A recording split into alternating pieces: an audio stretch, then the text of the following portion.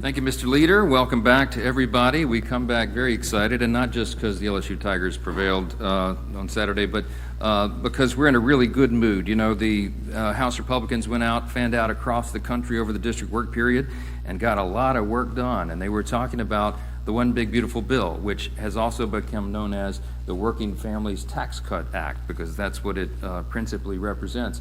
And it was met with great reception everywhere. I'm so grateful for leaders like Tom, the Clicks, who are these small business owners that is the heart of the U.S. economy, and they make it run and they provide jobs. And we're trying to do everything we can to ensure that they have success, because the success of small business owners and hardworking families is the success of America. And that's what our principles and policies provide. And so we're so excited about that. We went out, fanned out across the country.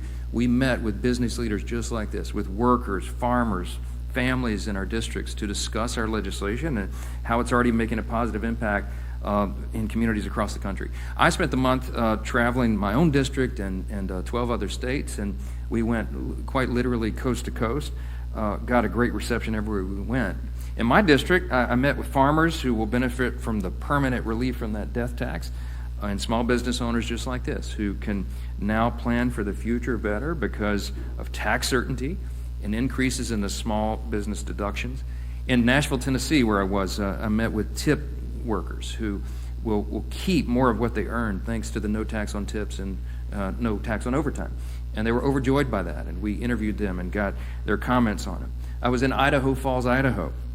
I visited with a local manufacturer there who employs 5,200 people, one of the biggest, most impressive businesses nationwide. And thanks to this bill, they can now permanently deduct more of their critical investments in research and development on their products, and they will help their company and thereby create more jobs and help their workers.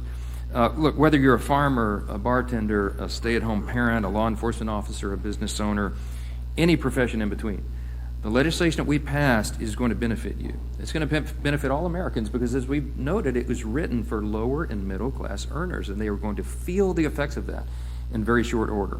We're going to continue to speak the truth to the American people, and we're really excited, I'll just note parenthetically, as we head into the midterm election, about the results that we can point to that are going to help everyone.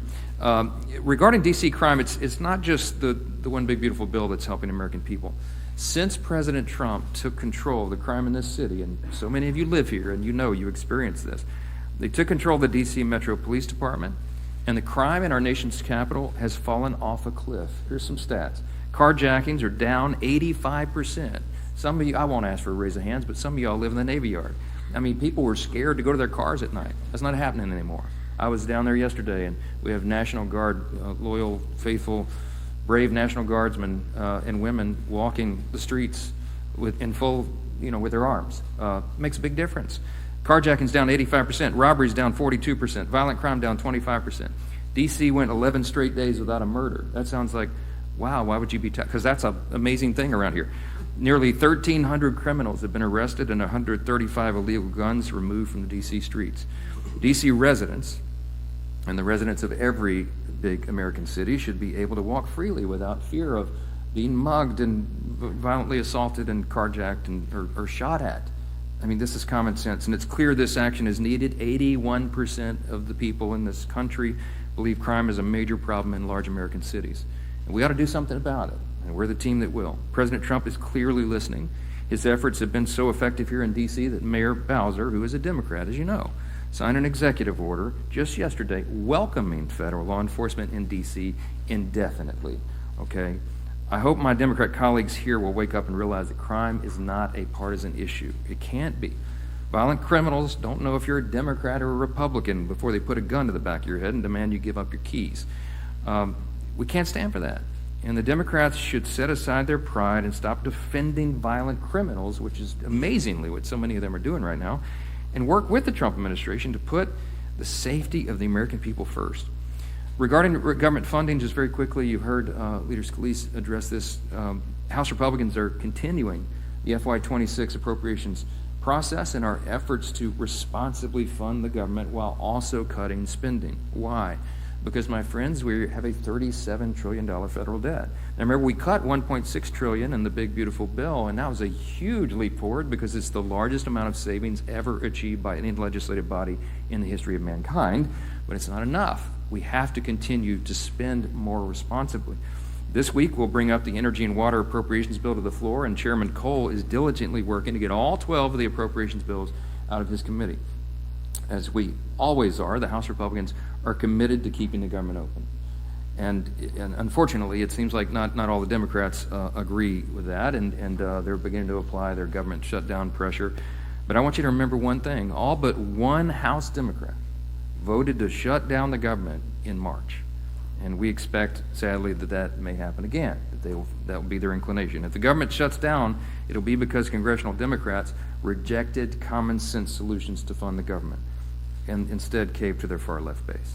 But I'm going to say this. I mean, look, I mean this sincerely. If Democrats are willing to work with us and think responsibly about how we can spend less than we did last year, then we are all open to that.